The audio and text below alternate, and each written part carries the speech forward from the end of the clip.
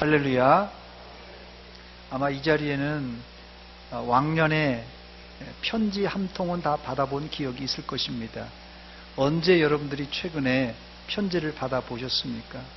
아마 편지를 쓰고 또 편지를 주고받는 일은 연애 때 가장 많이 했지 않았을까 그런 생각이 드는데요. 너무 오래전 일이라서 편지 받아본 기억이 가물가물하는지 모르겠습니다. 지금은 핸드폰, 스마트폰이 등장해서 무료 문자, 카톡, 메일을 무료로 쓰다 보니까 손편지를 쓸 일이 없어졌습니다.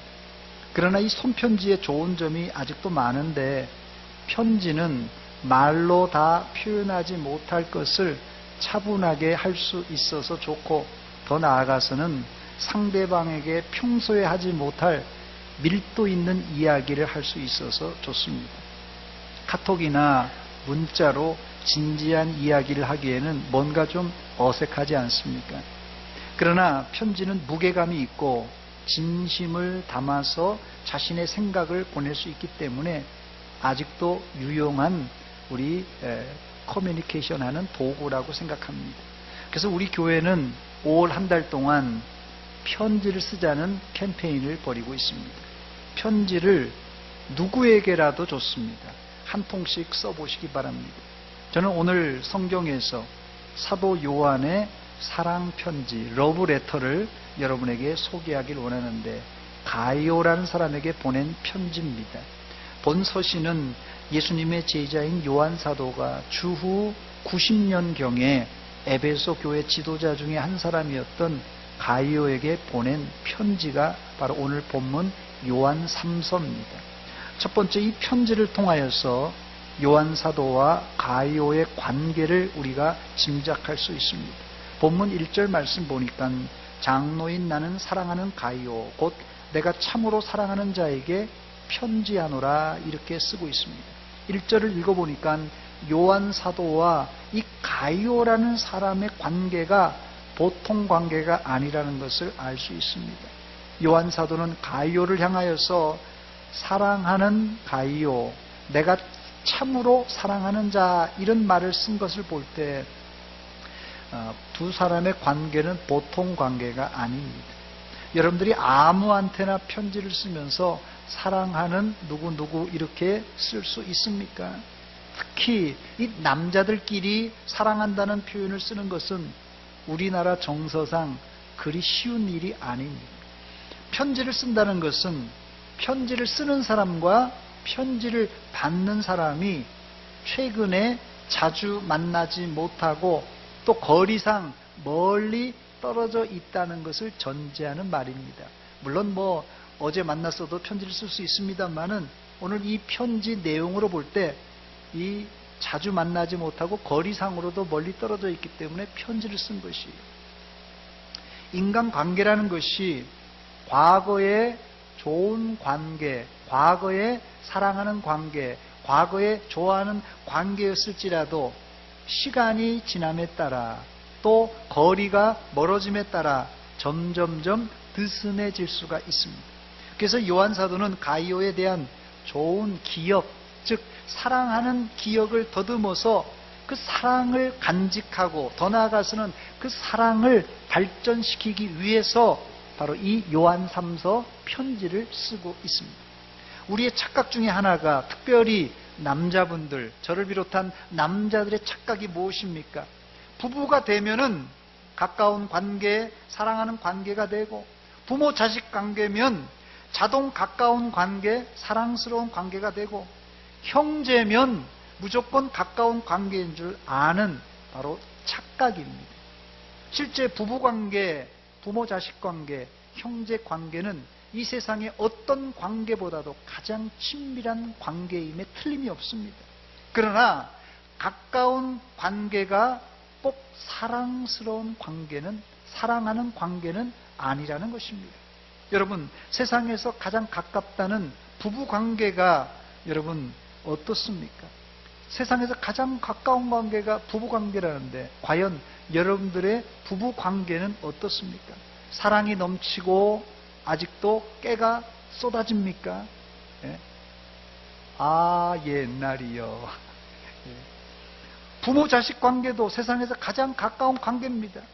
그렇다면 여러분들은 자식들이 부모님을 만날 때마다 사랑과 존경의 마음이 물씬 풍겨나고, 또 반대로 부모님들은 자식들이 어릴 적처럼 여전히 이쁘고 사랑스럽습니까? 아니면 어버이날에 선물과 용돈이 적어서 서운하십니까?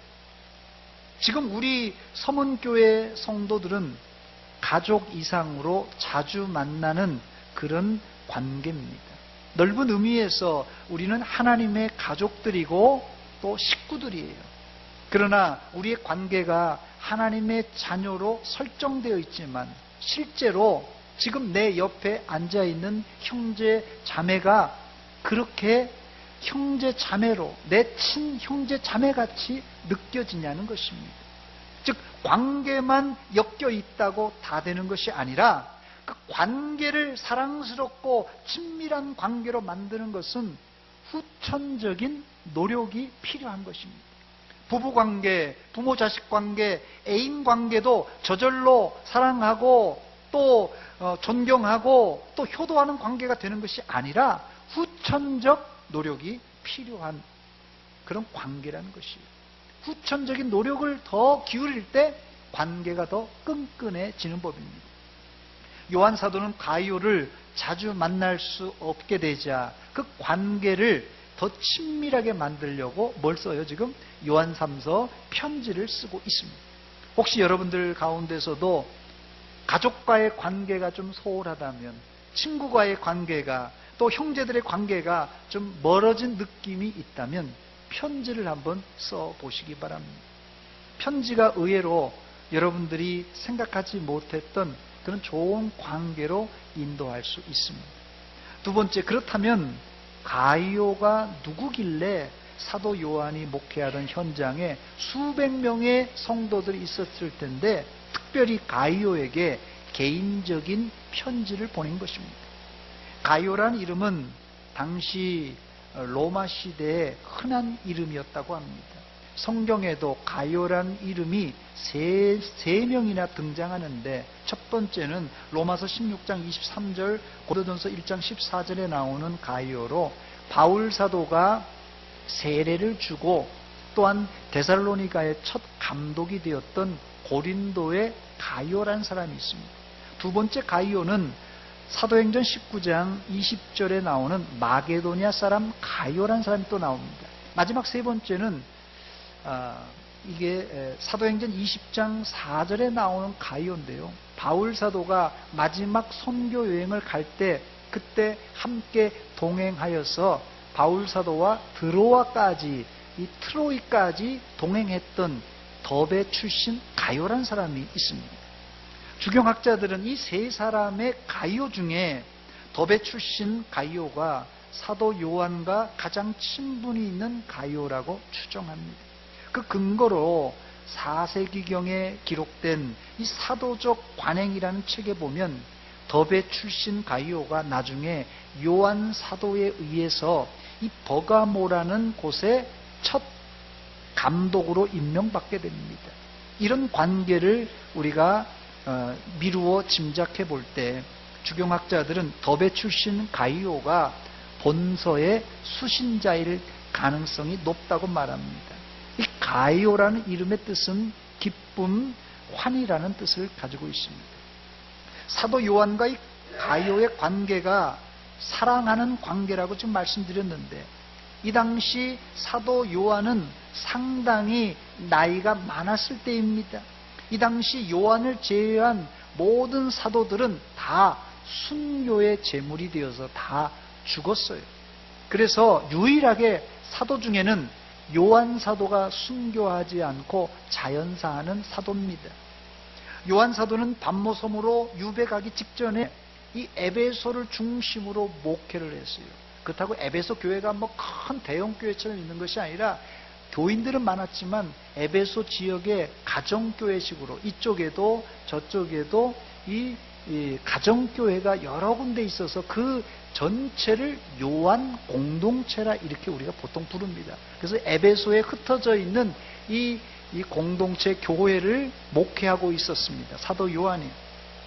그러므로 이 요한 사도는 당시 나이를 추정해 보면 약 90세에 가까운 고령의 나이였었고, 가이오는 상대적으로 나이가 젊었었던 사람입니다. 그래서 이 노사도였던 사도 요한은 제자와 같고 아들과 같은 이 에베소 교회 지도자였던 가이오에게 사랑한다는 표현을 아주 자연스럽게 편지에 쓸 수 있었던 것입니다. 편지에다가 수신자에게 사랑하는, 또 사랑하는 자, 이런 표현을 쓴 걸 보면 분명히 이것은 러브레터예요. 사랑의 편지임에 틀림없습니다. 그런데 우리 한국 문화는 사랑한다는 말이 너무나도 어려운 문화입니다. 여러분들은 사랑한다는 말을 잘 하십니까? 누구에게 해보셨어요? 최근에 여러분들이 사랑한다는 말을 누구에게 해보셨습니까? 제가 가정의 달을 맞이하여서 부산경찰청이 만든 이 동영상을 하나 준비했습니다. 동영상을 한번 보여주시기 바랍니다. 부산 사람들이 대한민국에서 가장 묵뚝뚝한 사람들로 알려졌는데, 이 부산 사람들은 사랑의 표현을 어떻게 하는가 한번 보여주시기 바랍니다.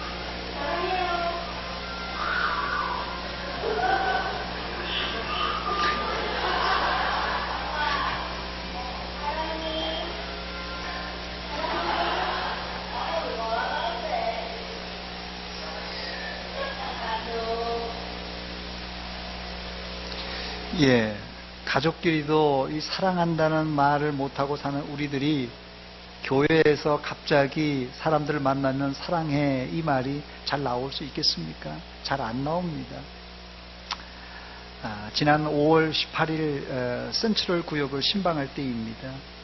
최전순 권사님 댁에서 신방을 받는데, 김명량 원로 장로님이 병원에 입원하셔서 보통 때 같으면 최 권사님의 얼굴이 어두우실 텐데 그날따라 굉장히 얼굴이 밝았습니다.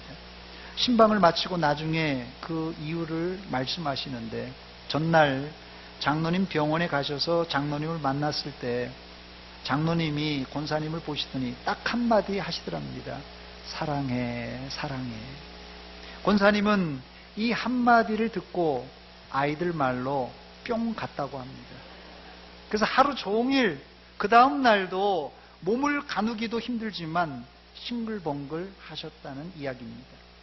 사랑해라는 말이 뭐길래 몸도 제대로 거두지 못하는 80이 넘은 권사님을 이토록 즐겁게 만드는 것입니까? 이게 바로 사랑의 힘입니다. 이 사랑을 예수님께서 이 제자들에게 얼마나 많은 사랑을 했는지 몰라요. 자기의 몸을 십자가에 못 박을까지 사랑하셨습니다. 제자들과 우리들을. 그 중에 가장 사랑을 많이 받은 사도가 누구냐면 오늘 이 본문의 편지를 쓰는 사도 요한입니다. 이 사도 요한도 사랑을 엄청 많이 받아서 또 가이오라는 사람에게 또 성도들에게 사랑의 편지를 지금 쓰고 있습니다. 이제 5월 가정의 달도 오늘 지나면 4일밖에 남지 않았습니다. 남은 기간이라도 가족들에게 사랑해라는 말을 전화로 안 되면 쑥스러운 편지로라도 꼭 한번 해보시기 바랍니다. 여러분들이 생각하지 못한 큰 기적이 일어날 줄 믿습니다. 사랑해 주님이 날 사랑하시네 내 모습 이대로 받으셨네. 같이 합시다. 사랑해 주님이 날 사랑하듯이 나도 옆에 사람 나도 널 사랑하며 꼭 안아주세요. 섬기리. 세 번째, 사랑이 많은 요한 사도가 자신이 사랑하는 가이오에게 편지를 통해서 제일 하고 싶었던 것이 있는데 바로 그게 축복의 말, 축복의 간구였습니다. 본문 2절을 우리 함께 읽겠습니다. 같이 읽습니다. 시작. 사랑하는 자여 내 영혼이 잘됨같이 내가 범사에 잘되고 강건하기를 내가 간구하노라. 아멘. 여기에도 사랑하는 자여라는 표현이 한 번 더 나옵니다. 누가 노래했습니까? 이 노래. 1000만 번 더 들어도 기분 좋은 말. 예. 어쩜 이렇게 잘하세요? 예. 여러분들도 자꾸 사랑한다고 고백하시기 바랍니다. 1000만 번 더 들어도 기분이 좋다는데 돈도 안 드는데 우리는 왜 이 사랑해라는 말을 못하고 살까요?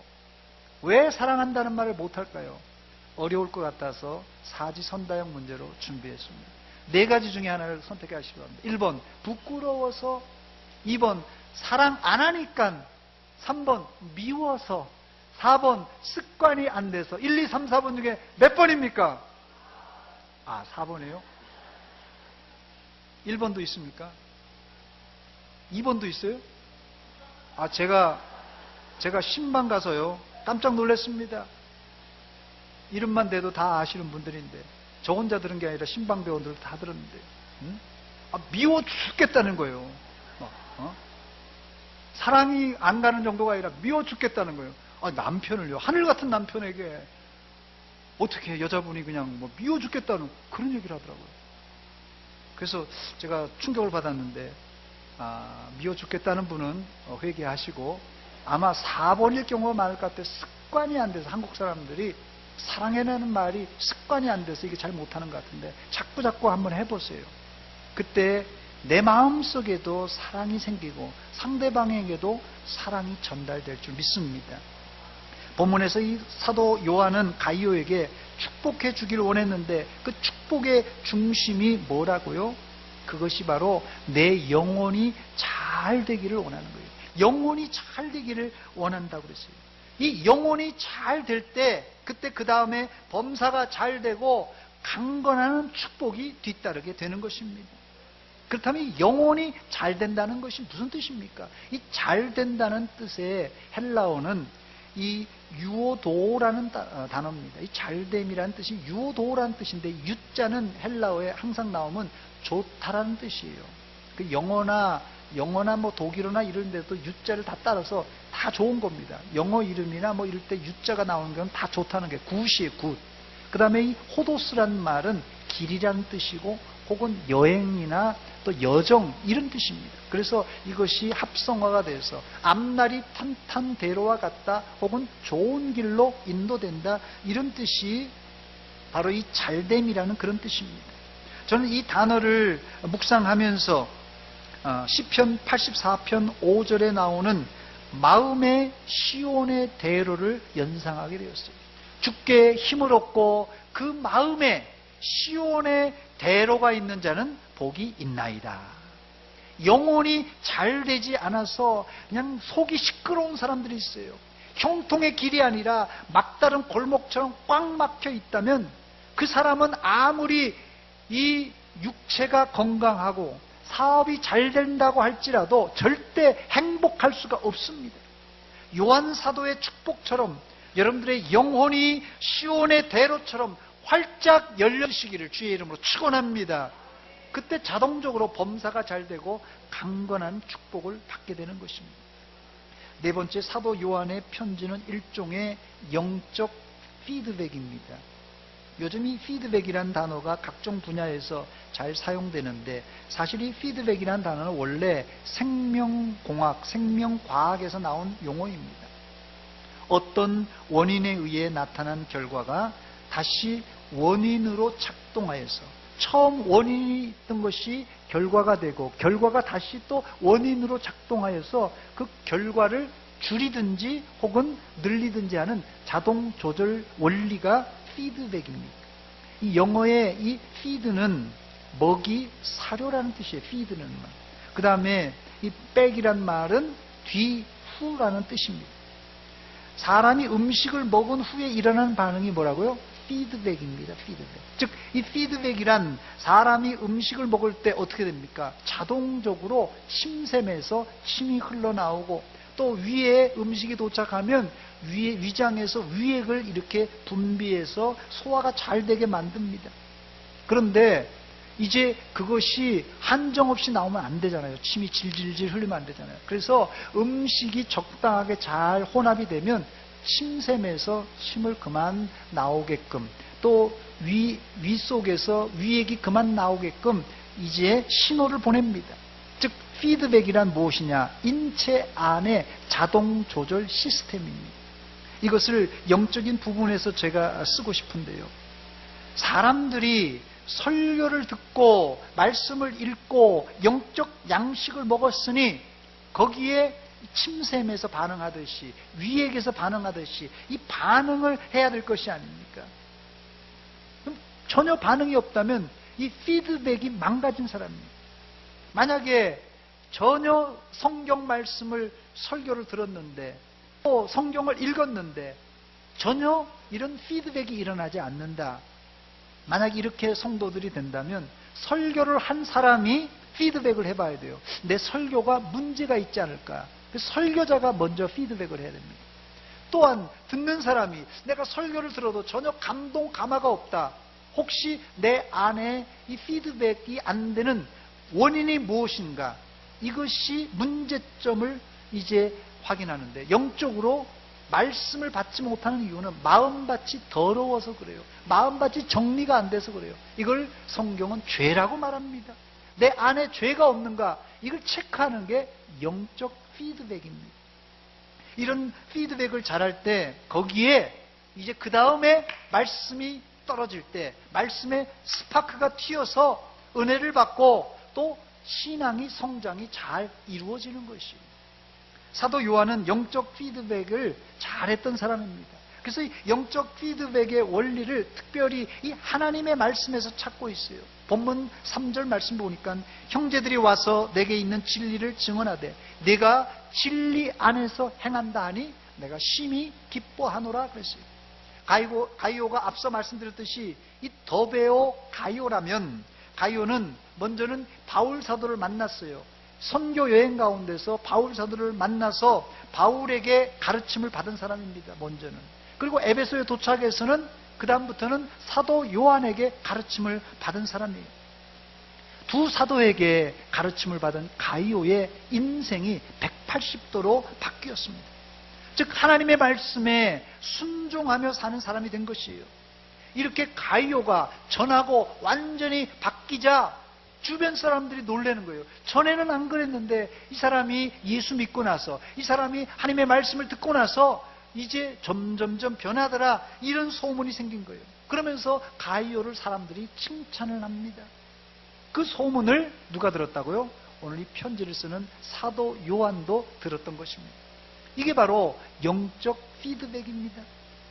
피드백이 안 일어나는 사람들은 10년 교회를 다녀도 생활이 변했는지, 말이 변했는지, 생각이 변했는지 목사가 도통 알 수가 없는 사람도 있습니다. 그런데 에베소 교회 안에는 이런 목회자와 성도들 간의 영적인 피드백이 잘 이루어진 그런 교회였어요. 이런 교회가 바로 건강한 교회입니다. 이것을 보고 요한 사도는 가이오에게 내가 진리 안에서 행한다, 이렇게 칭찬했던 것입니다. 물론 잘못했을 때는 꾸중도 하고 야단도 치는 것이 영적 피드백입니다. 그래야지 또 교정이 되는 거 아니겠어요? 1년, 2년 성경을 가르쳐도, 심지어 10년, 20년 성경을 가르치는데도 진리 안에서 행하기는커녕 제멋대로 신앙생활한다면 그 사람은 영적 피드백을 전혀 하지 않고 자기 나름대로 신앙하는 사람이에요.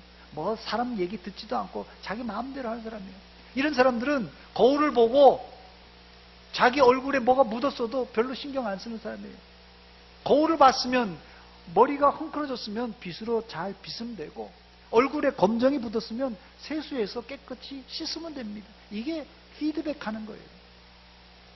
이제 여러분들은 누가 지적하지 않아도 스스로 이 피드백을 할 줄 알아야 됩니다. 이게 성숙한 성도의 삶입니다.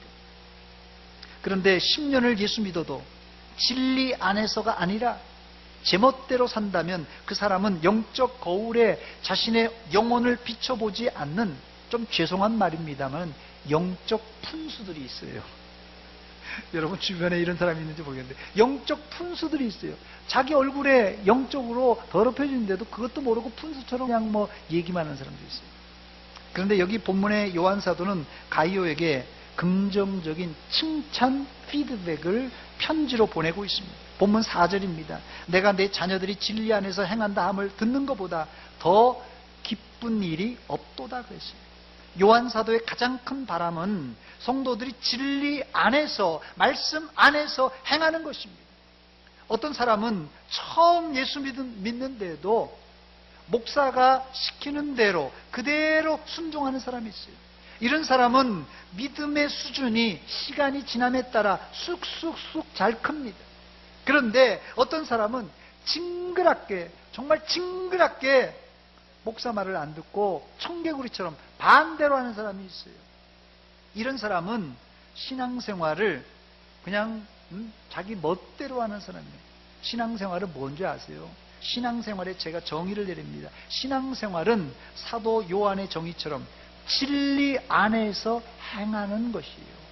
신앙생활이 뭐라고요? 진리 안에서 행하는 것이에요. 저를 한번 따라서 하시기 바랍니다. 진리 안에서 행합시다. 이게 신앙생활입니다. 다른 게 아니에요, 여러분들. 말씀을 마칩니다. 사랑하는 여러분, 성경은 66권인데요. 이 모든 성경은 하나님이 우리에게 보낸 사랑 편지입니다. 러브레터예요, 러브레터. 여러분들이 연애 편지 다 받아보셨죠? 연애 편지 받아봤는데 그냥 쓰레기통에, 하기야 뭐 좋아하지 않는 사람이 보내면 뭐 쓰레기통에 들어갈지 모르지만 웬만하면 연애 편지 받았으면 두근두근해서 제일 먼저 아마 뜯어볼 거예요. 그렇습니다. 연애 편지 받을 때처럼 그런 감각으로 하나님이 우리에게 연애 편지, 이 러브레터를 보냈으니까 그 사랑 편지를 읽고 또 읽으며 그 의미를 되새기면서 하나님께 사랑의 반응을 진하게 하시는 여러분이 되시길 주의 이름으로 축원합니다.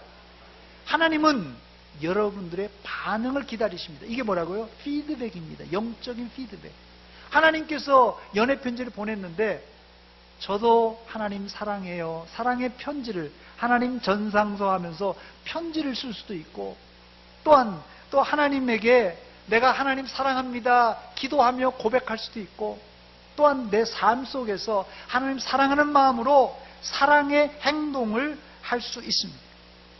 여러분이 하나님께 사랑의 편지, 사랑의 고백, 사랑의 행동을 할 수 있는 제일 좋은 방법이 오늘 본문의 가이오가 했던 것처럼 어떻게 하는 거라고요?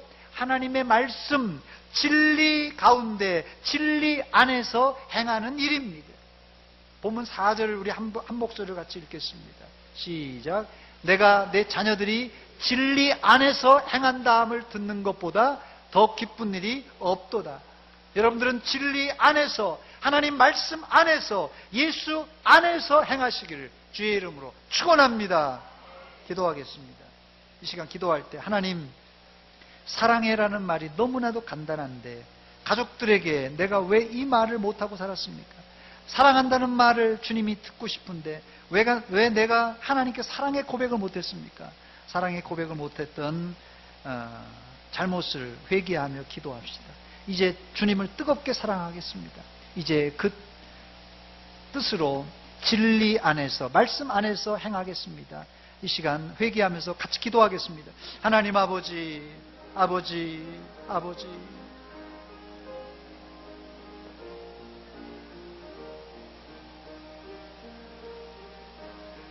아버지, 아버지, 아버지, 아버지, 하나님, 아버지, 주여, 주여, 주여, 주여, 내 안에 하나님 사랑이 아버지 물씬 풍겨나게 하시고 은혜가 물씬 풍겨나게 하시고 하나님의 은혜로서 하나님 쏟아붓게 하시고 십자가에서 흘렸던 그 사랑 하나님 사랑하게 하시고 우리 가족이 하나님의 이런 놀라운 은혜가 임하게 하시옵소서.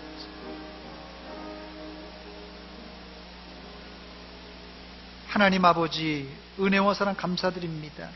주님께서 우리를 위해서 십자가에 달려 죽으심으로 사랑해 주셨건만 우리는 그 사랑에 반응하지 못하고 피드백하지 못하고 내 마음대로 내 멋대로 살았습니다.